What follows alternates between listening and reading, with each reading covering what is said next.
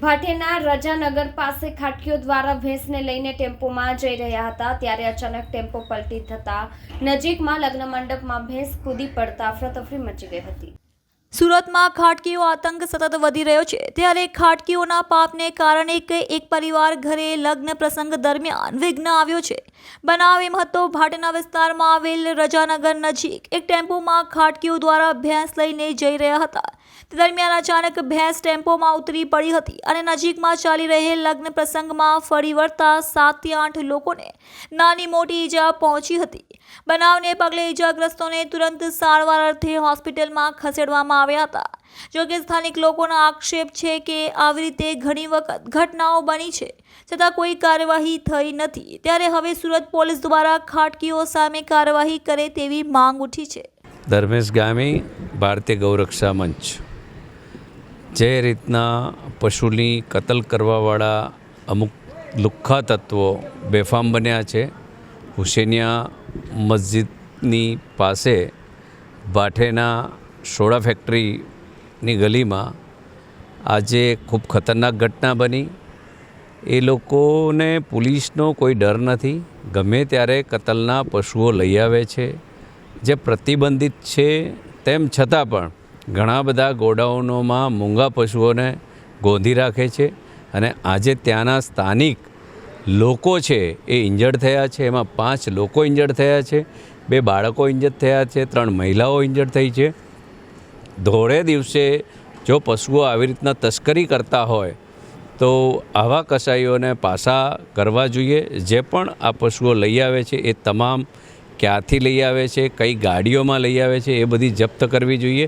અને ખાસ કરીને સલાબતપુરા પોલીસ સ્ટેશને ખરેખર જે રીતની 3 દિવસ અગાઉ ગૌમાંસ પકડ્યું હતું ને સરાહનીય કામગીરી કરેલીને જે એમને બોધપાઠ ચખાડ્યો હતો, એવી જ રીતના આ જે કંઈ પશુઓ લાવી રહ્યા છે ને બેફામ નિર્દોષ પશુઓ લઈ આવીને એમની જે ગેરકાયદેસર કતલ કરે છે તેઓને પણ બોધપાઠ શીખવાડવો જોઈએ। કાયમ આવી ઘટનાઓ સામે આવે છે છતાં પણ કાર્યવાહી થતી નથી। ત્યાંના કોઈપણ લોકોએ ગૌરક્ષકોને માહિતી આપે, પોલીસને માહિતી આપે, ત્યાં આવા લુખ્ખાઓથી કોઈ ડરવાની ત્યાંના લોકોને જરૂર નથી। તમે ચોક્કસ અમારા સુધી માહિતી પહોંચાડો, કોનો માલ છે, ક્યાં લઈ આવે છે, કયા ગોડાઉન છે ગેરકાયદેસર પશુઓ ગોંધીને રાખે છે, તેની માહિતી અમારા સુધી આવશે તો અમે ચોક્કસ પોલીસને ધ્યાન દોરશું। એટલે આપ પણ પોલીસનું ધ્યાન દોરી શકો। આ ન્યુસન્સને હટાવવું જોઈએ। ત્યાંના સ્થાનિક લોકોએ બિલકુલ ડરવાની જરૂર નથી। તમે નહીં બોલો તો આજે જે નાના બાળકો ઇન્જર્ડ થયા છે, કાલે કોઈનો મૃત્યુ પણ થઈ શકશે। એટલે આ લોકો બેખોફ છે। એટલે આવા તત્વો સામે ચોક્કસ ફરિયાદ કરવી જોઈએ અને તમામે આના માટે જાગૃત રહેવું જોઈએ। શું લાગે છે સાહેબ કે આના પાછળ કોઈ પોલિટિકલનો હાથ છે એટલે બેફામ બન્યા છે? હું માનું છું પોલિટિકલ તો બેફામ ના હોય પણ કોઈક એની અંદર એવા તત્વો જોડાયેલા હશે જેના કારણે આવા પશુઓને લોકો લાવતા હોય છે, પરંતુ એ ડરવાની જરૂર નથી। જે પણ લોકો એમને સાવરતા હોય, તમે પોલીસને તંત્ર પાસે જાઓ અથવા તો ગૌરક્ષકો પાસે જાઓ, મારી પાસે આવો, આખી માહિતી આપો। તમારી માહિતી ગુપ્ત રહેશે ને અમે પોલીસ તંત્ર સુધી પહોંચાડી અને આવા લોકોને તમામને પાઠ ભણાવશું। મારું નામ જબ્બાર ખાન પઠાણ। આજે શું ઘટના બની? મારું રહેવાનું ઉંમરવાળા વિસ્તારમાં છે, ભાટેના રજાનગર હુસેનિયા મસ્જિદ પાસે બહુ મોટી ઘટના બની। આજે લગ્ન હતું, ત્યાં ગાડી ભૈંસા લાવવામાં આવ્યા હતા।